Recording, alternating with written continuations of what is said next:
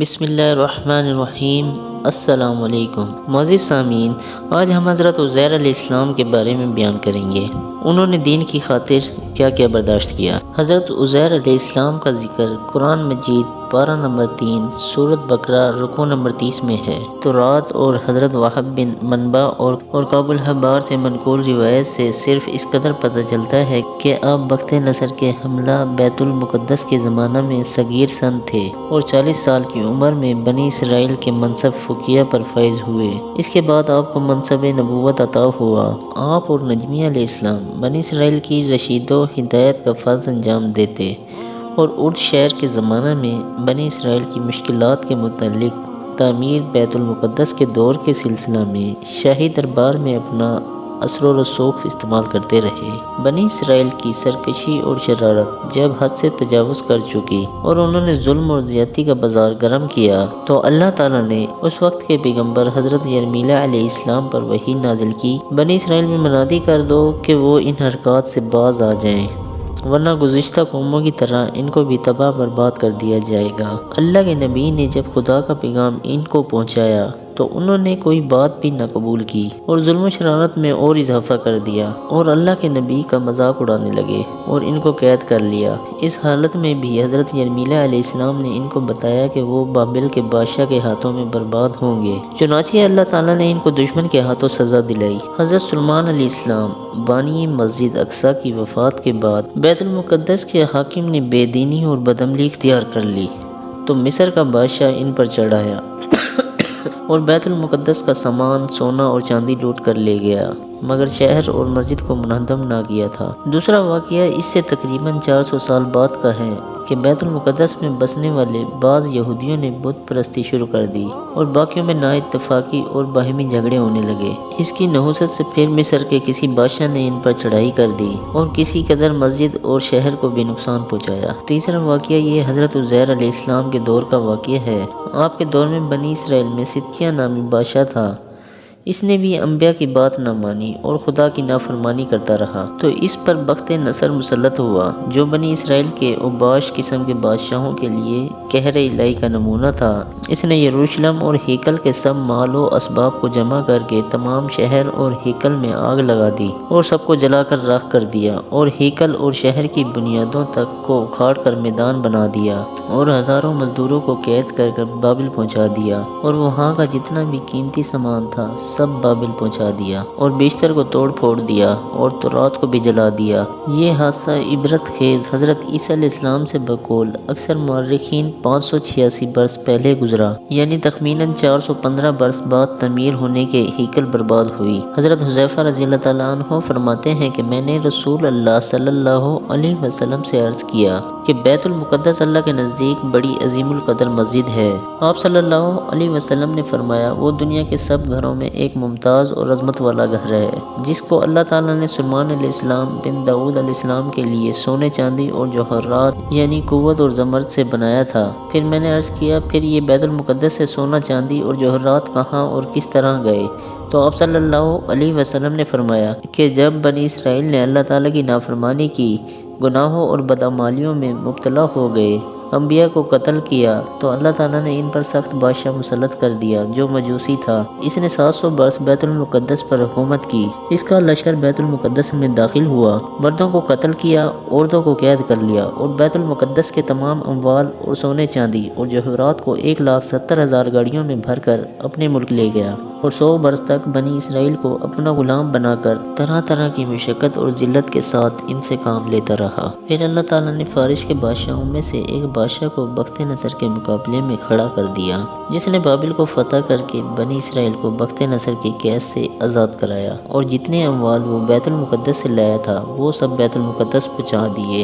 اس واقعے کو دیکھ کر انبیاء علیہ السلام کی چیخیں نکل گئیں اور وہ اس تباہی و بربادی میں کڑتے رہے اور روتے رہے۔ حضرت عزیر علیہ السلام اثناء سفر میں جب اس ویران شدہ بستی پر گزرے تو اس کو اس حالت میں دیکھا کہ لوگ مر کھپ گئے، سارے مکانوں کی چھتیں گر گئیں اور چھتوں پر دیواریں آ پڑیں۔ اس تباہ و برباد شدہ بستی کو دیکھ کر یہ خیال گزرا کہ اللہ تعالیٰ اس آبادی کو دوبارہ کس طرح زندہ کرے گا، جیسا کہ فرمان ربی ہے، یا اسی طرح آپ نے اس واقعہ ملاحظ نہیں کیا جو ایک بستی پر ایسی حالت میں گزرا کہ وہ اپنی چھتوں پر گری پڑی تھیں۔ اس نے کہا، اس بستی کو اللہ تعالیٰ اس کے مرے پیچھے کیوں زندہ کرے گا؟ اس پر اللہ نے اس شخص کو 100 سال تک مردہ رکھا، پھر زندہ کر اٹھایا اور اس سے پوچھا کہ تو کتنی مدت اس حالت میں رہا؟ اس نے کہا کہ 1 دن یا اس سے بھی کم۔ اللہ نے فرمایا، نہیں بلکہ تو اس حال میں 100 سال رہا۔ اب تو اپنے کھانے پینے کی چیزوں کو دیکھ لے، ان میں ذرا تغیر نہ ہوا، اور اپنے گدھے کو بھی دیکھ لے، اور اس تمام کارروائی سے ہمارا مقصد یہ ہے کہ ہم تجھ کو اس زمانے کے لوگوں کے لیے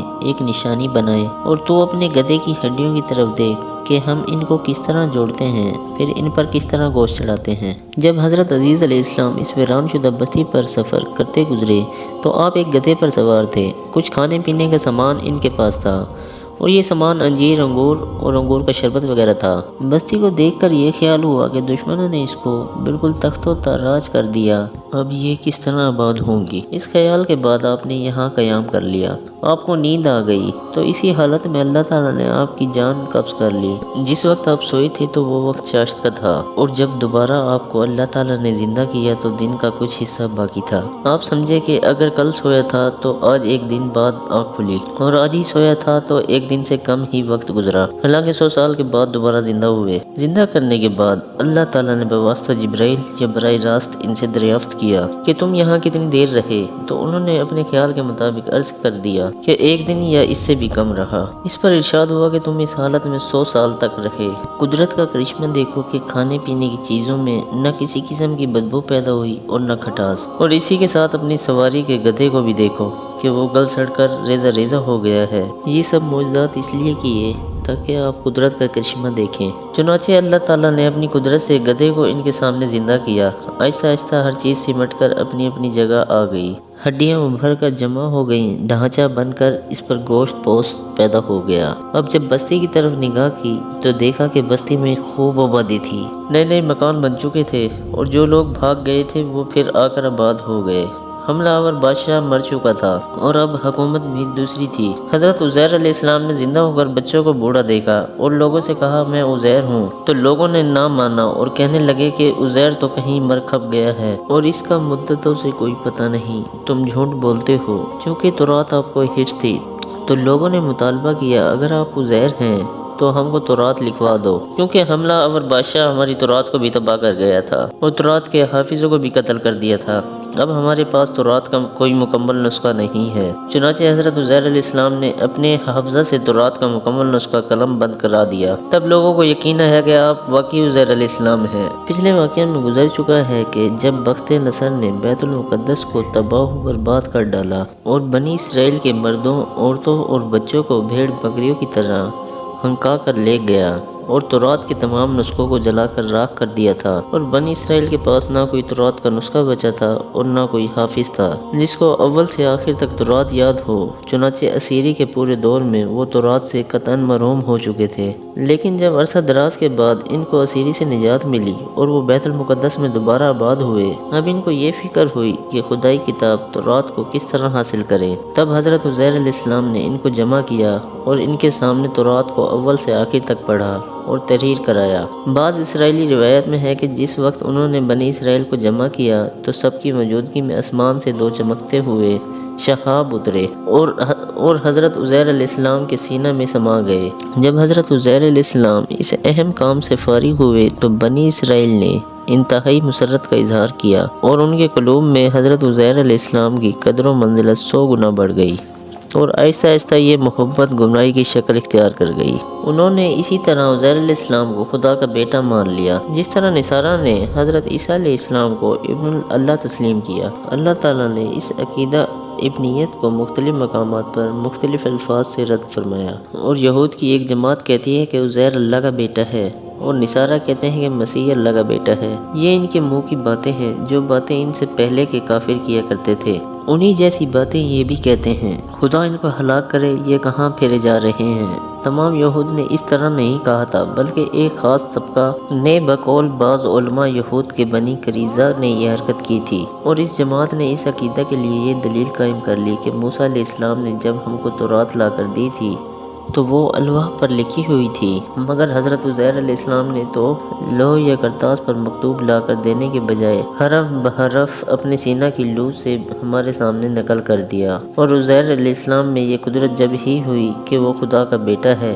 آج بھی فلسطین میں یہود کا وہ فرقہ موجود ہے جو حضرت عزیر علیہ السلام کو اللہ کا بیٹا مانتا ہے۔ حضرت عزیر علیہ السلام نے بنی اسرائیل کے لیے تورات کو تحریر فرمایا، اور بعض آثار سے معلوم ہوتا ہے کہ آپ کی قبر دمشق میں ہے۔ اللہ تعالی ہمیں ایمان پر اور نبیوں کے طریقوں پر چلنے کی توفیق عطا فرمائے، آمین۔ معزز سامعین، جیسا کہ ہم آج کل فضولیات کو پروموٹ کرتے ہیں، اگر کوئی دین کے بارے میں ویڈیو آ جائے تو دیکھنا تک پسند نہیں کرتے۔ ہماری آپ سے گزارش ہے کہ دین کے بارے میں جو بھی ویڈیو آپ دیکھیں اس کو آگے پھیلائیں۔ نبوت کا دروازہ اب ہمیشہ کے لیے بند کر دیا گیا ہے۔ حضرت محمد صلی اللہ علیہ وسلم کے بعد اب کسی نبی نے نہیں آنا، اب ان کا پیغام آگے لوگوں تک پہنچانا ہمارے اور آپ کے ذمہ ہے۔ کیا پتہ ہماری تھوڑی سی کوشش سے ہماری آخرت بن جائے۔ اللہ تعالی ہمیں نبیوں کے طریقوں پر چلنے کی توفیق عطا فرمائے، آمین۔